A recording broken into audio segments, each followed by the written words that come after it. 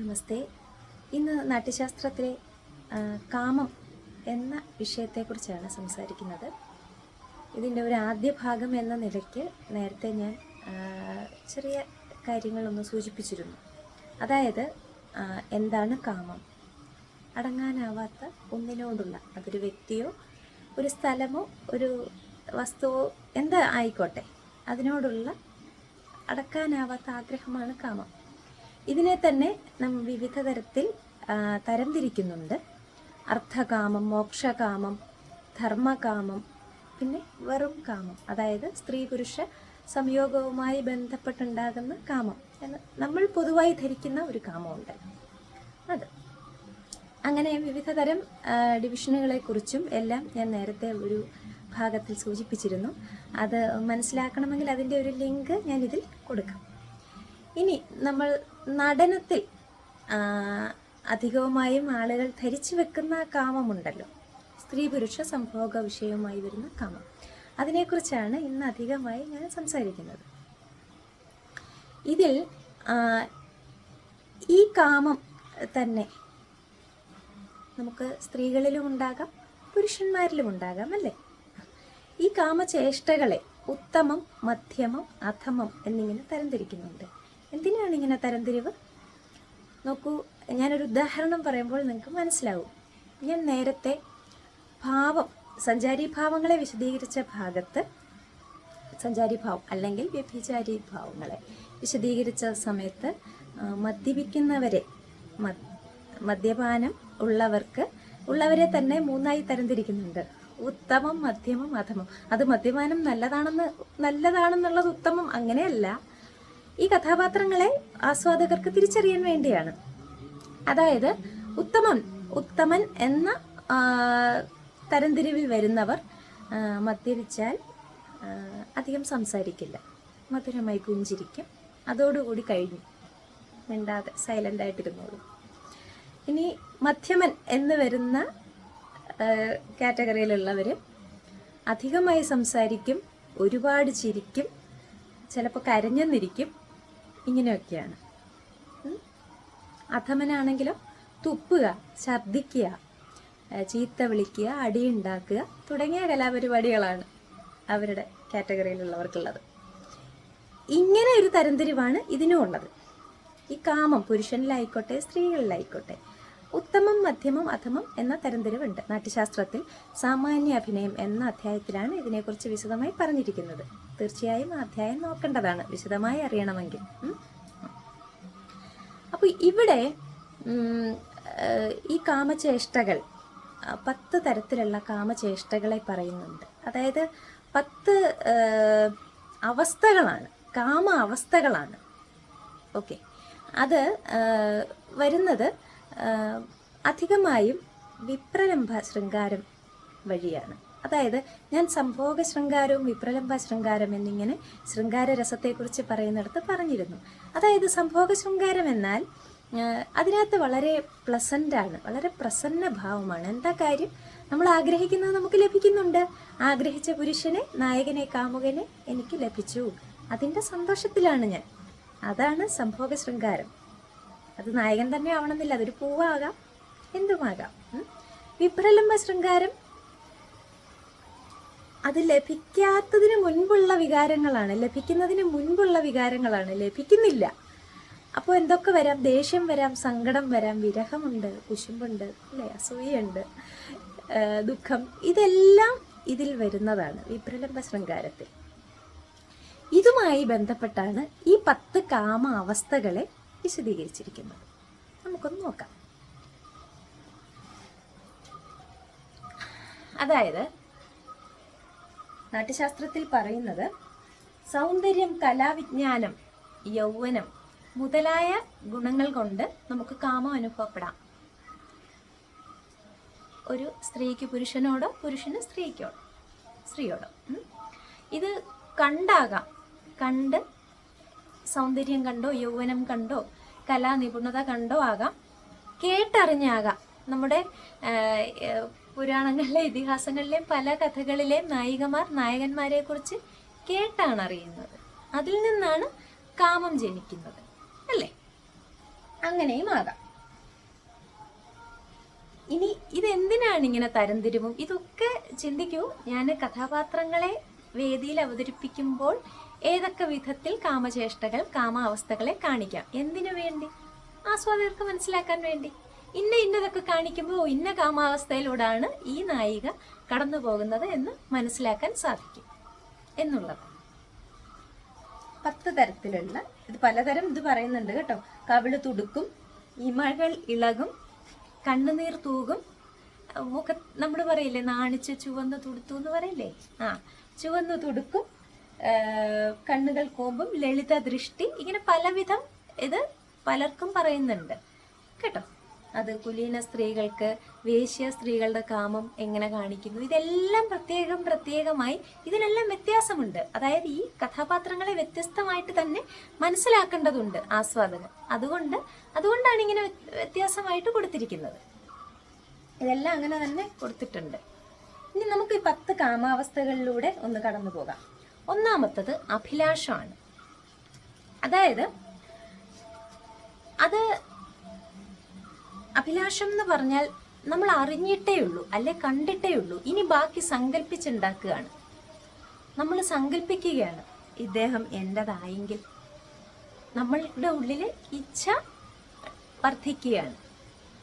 വർദ്ധിച്ച് എങ്ങനെയെങ്കിലും ഒരു സമാഗമത്തിനുള്ള വഴി നോക്കണം എന്നുള്ള ആഗ്രഹം മനസ്സിൽ ജനിക്കുന്ന അവസ്ഥയാണ് അഭിലാഷം. ഇങ്ങനെയുള്ള കാമാവസ്ഥയിൽ പെടുന്ന നായിക വീട്ടിന് പുറത്തു വരുന്നു, അകത്തു പോകുന്നു, ഇല്ലെങ്കിൽ എവിടെയെങ്കിലും പോകുമ്പോൾ ഈ നായകൻ എന്നെ പെട്ടെന്ന് കാണാവുന്ന സ്ഥലത്ത്, എനിക്ക് നായകനെ കാണാനാകുന്നതോ അല്ലെങ്കിൽ നായകൻ എന്നെ കാണാൻ പറ്റുന്നതോ ആയ ഇടത്ത് പോയി നിൽക്കുക, അങ്ങനെയൊക്കെയുള്ള ചേഷ്ടകൾ നമുക്ക് ഈ അഭിലാഷം എന്ന അവസ്ഥയിൽ കാണിക്കാം. രണ്ടാമത് ചിന്തനം. എന്താണ്? ചിന്തിക്കുകയാണല്ലേ. പ്രിയനെ കൈ കിട്ടാൻ എന്താണ് ഉപായം? അപ്പൊ ദൂതിയോട് പറഞ്ഞാലോ, ദൂതി മുഖേന അയച്ചാലോ, ദൂതിയോട് എന്തൊക്കെ പറയണം, ഇങ്ങനെയൊക്കെയുള്ള ചിന്തകളാണ് ചിന്തനം.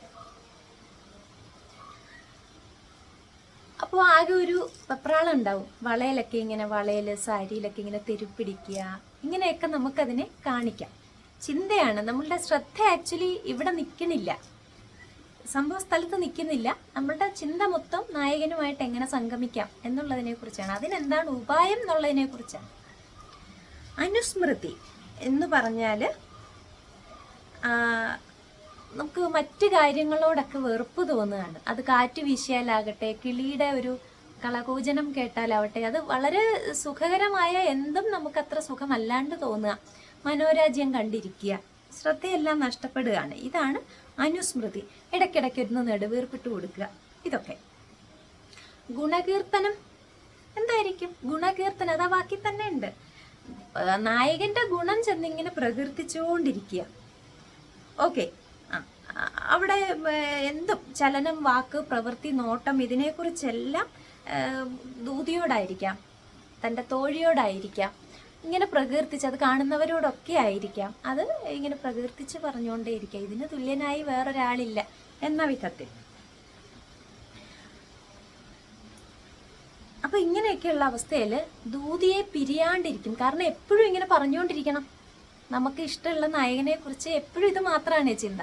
ഈ ഗുണങ്ങൾ ഇങ്ങനെ പ്രകീർത്തിക്കാൻ നമുക്ക് കൂടെ ഒരാൾ വേണമല്ലോ, അല്ലേ? നമുക്ക് സന്തോഷം വരുമ്പോഴും സങ്കടം വരുമ്പോഴും അങ്ങനല്ലേ, പറയാൻ ഒരാൾ, ഷെയർ ചെയ്യാൻ ഒരാൾ എന്നുള്ളതാണ് ഏറ്റവും പ്രധാനം. അപ്പൊ ദൂതിയെ പിരിയില്ല. ദൂതിയോട് അമിതമായ വിശ്വാസം കാണിക്കും. അതായത് ഇത് പറയുന്നത് ദോഷകരമാണോ, ദൂതി ഇനി വേറൊരാളോട് പറയുമോ, തനിക്കിത് ഗുണമാവൂ ദോഷമാവൂ എന്നുള്ള ഒരു ചിന്തയൊന്നും മനസ്സിലോട്ട് പോണില്ല. ദൂതിയോട് അമിതമായ വിശ്വാസമാണ്, ഇതൊന്നും ദോഷാവില്ല, ഓക്കെ എന്നുള്ളതാണ്. ശരി, അടുത്തത് ഉദ്വേഗം. കിടന്നാലും ഇരുന്നാലും എണീറ്റ് നടന്നാലും ഒന്നും ഒരു നമുക്ക് നമ്മൾ പറയില്ല, ഇരിക്കപ്പുറതി ഇല്ലാത്ത ഒരവസ്ഥ. ഒന്നിലും സന്തോഷം തോന്നുന്നില്ല, എന്ത് ചെയ്താലും ഒരു ഉത്കണ്ഠയാണ്. ഇതാണ്. അതിന് ഇതെന്താ കാണിക്കേണ്ടത്? ചിന്തിച്ചിരിക്കുന്നതായിട്ടോ, നെടുവീർപ്പോ, നെഞ്ചിനാകെ ചുട്ടുനീറ്റം, ആകെ ഒരു വെപ്രാളാണ്. ഇതൊക്കെ നമുക്ക് കാണിക്കാം. ഇനി വിലാപത്തിനകത്ത് അയ്യോ അന്ന് നായകൻ ഇരുന്ന ഇരിപ്പിടമാണത്, മനസ്സിലായോ? അപ്പം അതൊക്കെ ഒന്ന് തൊട്ട് നോക്കുക, നായകൻ മുഖം തുടച്ച തുണിയാണ്, അത് പിടിച്ചുകൊണ്ടിരിക്കുക. ഇങ്ങനെയൊക്കെയുള്ള നായകൻ അവിടെ ഇരുന്നു, നായകൻ ഇവിടെ നിന്നിരുന്നു, നായകൻ ഉപയോഗിച്ച സാധനം നായകൻ അങ്ങനെ പറഞ്ഞിരുന്നു, ഇവിടെ നിന്നപ്പോൾ അങ്ങനെയാണ് സംസാരിച്ചത്, ഇതൊക്കെയാണ്. ഓക്കെ, നായകൻ ഉപയോഗിച്ചെറിഞ്ഞ സാധനങ്ങൾ എടുത്ത് സൂക്ഷിച്ച് വെക്കുക, ഇങ്ങനെയുള്ള ചില ചേഷ്ടകൾ. ശരി, ഇനി ഉന്മാദം. 7ാമത്തെ അവസ്ഥയാണ് ഉന്മാദം.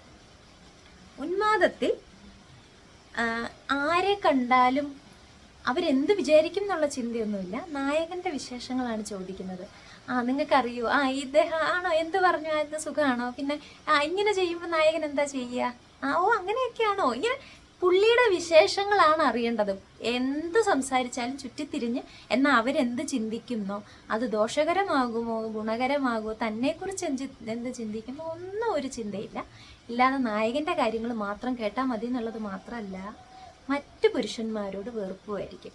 അതായത് കമ്പാരിസൺ ആണ് ഇവിടെ. മറ്റുള്ളവരെ കണ്ടാൽ എന്ത് കണ്ടാലും ഇദ്ദേഹമാണ് ഇതിങ്ങനെ ചെയ്യും, നിങ്ങളിതിങ്ങനെയാണോ ചെയ്യുന്നത് എന്നുള്ളൊരു കമ്പാരിസൺ വരും. കമ്പാരിസണിൽ എപ്പോഴും നമ്മുടെ ആളായിരിക്കും മേൽത്തട്ടി നിൽക്കുന്നത്. ഓക്കെ, ഇതാണ് ഉന്മാദം. ഇതിലും നെടുവീർപ്പ്, ഇമയാട്ടാതെ അനങ്ങാതെ നിന്ന് പോവുക, ചിന്തയിൽ മുഴുകിയിരിക്കുക, ഇങ്ങനെയൊക്കെയുള്ള കാര്യങ്ങൾ കാണിക്കണം. ഇനി 8, വ്യാധി. വ്യാധി ആകെ ഒരു ദുഃഖാവസ്ഥയാണ്. അതായത് ഹൃദയം എവിടെയോ പോകുന്ന പോലൊരവസ്ഥയാണ്. മോഹാലസ്യപ്പെട്ടു പോവുക, ഇടയ്ക്കിടയ്ക്ക് ഒരു ധൈര്യമില്ല, സംസാരിക്കുമ്പോഴൊക്കെ വിറയ്ക്കുക, തലവേദന, കഠിനമായ തലവേദന അനുഭവപ്പെടുക. അപ്പോൾ ഇതെന്തായാലും കൂടുതലുള്ള തോഴിക്ക് മനസ്സിലാവുകയെ പുള്ളിക്കാരി എന്ത് ചെയ്യും, വീശിക്കൊടുക്കും, ചന്ദനം അരച്ച് തേക്കും, ഇല്ലേ? ഇങ്ങനെയൊക്കെയാണ് നമ്മൾ ശീതോപചാരം, ഇതൊക്കെയാണ് നൃത്തത്തിൽ നമ്മൾ ചെയ്യുന്നത്. നിങ്ങൾ ചിന്തിക്കുക, ഇത് നാട്യവും നടനവുമായി ബന്ധപ്പെടുത്തിയാണ് ഞാൻ ഈ പറയുന്നത് കേട്ടോ. ഇങ്ങനെയൊക്കെയാണ് അപ്പോൾ ചെയ്യുക. ചന്ദനം അരച്ചിടുകയൊക്കെ ചെയ്ത് കൊടുക്കും, വീശിക്കൊടുക്കും, തടവിക്കൊടുക്കും ഒക്കെ ചെയ്യും. അപ്പോൾ എന്ത് ചെയ്യും? പക്ഷെ ഇതിലൊന്നും സുഖം അനുഭവപ്പെടില്ല. ഇതൊക്കെ ഒരുതരം ചുട്ടുനീറ്റമായിട്ടാണ് നായികയ്ക്ക് അനുഭവപ്പെടുന്നത്. നായിക്ക് ഇതൊന്നും സുഖമല്ല. നായകനുമായിട്ട് സമാഗമിക്കുക എന്നുള്ളത് മാത്രമേ ഇതിന് വഴിയുള്ളൂ. 9, ജഡത.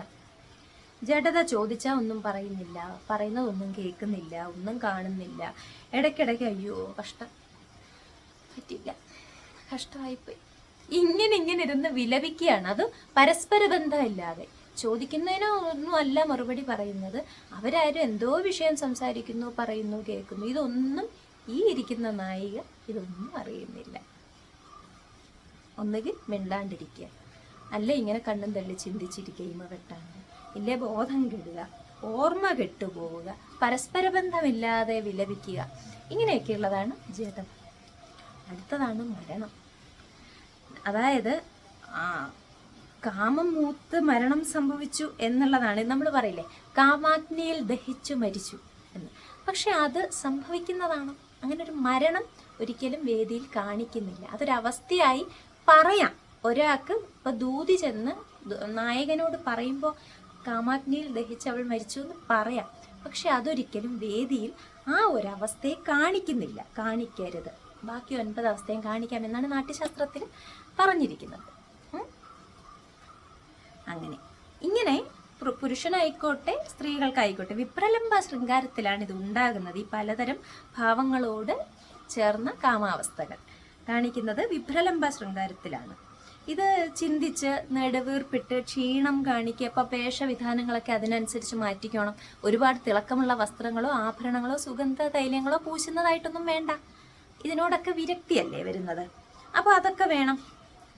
ഇനി കഴപ്പ്, കൈകാലുകൾ കുടയുക, തലോടുക, അങ്ങനെയുള്ള പരസ്പര ബന്ധമില്ലാത്ത സംസാരം, ഇതൊക്കെ പൂമാലകളും സുഗന്ധദ്രവ്യങ്ങൾ, ആഭരണങ്ങൾ, അലങ്കാരങ്ങളെല്ലാം ഉപേക്ഷിക്കുക. അല്ലെങ്കിൽ ഒരാശ്വാസത്തിനായി തോഴിക്ക് ഇവിടെയൊക്കെ കൊണ്ടുപോകാം, പൂന്തോട്ടത്തിലോട്ടൊക്കെ കൊണ്ടുപോകാം. പക്ഷെ അത് ഒന്നും അസഹനീയമായി തോന്നുക. ആ സുഗന്ധമായിക്കോട്ടെ, കാറ്റ് വീശുന്ന കുളിർ കാറ്റായിക്കോട്ടെ, അല്ലെങ്കിൽ കിളികളുടെ ആരവം, എന്ത് പൂമ്പാറ്റകളായിക്കോട്ടെ, ചിത്രശലഭങ്ങൾ, ഈ ഭംഗിയുള്ള ഒരുപാട് കാര്യങ്ങൾ ഉണ്ടാവുമല്ലോ പൂന്തോട്ടത്തിൽ. ഇതെല്ലാം നിലാവായിക്കൊള്ളട്ടെ, ഇതൊക്കെ അസഹനീയമായിട്ടാണ് ഈ കാമാവസ്ഥയിലൂടെ കടന്നു പോകുന്നവർക്ക് തോന്നുക.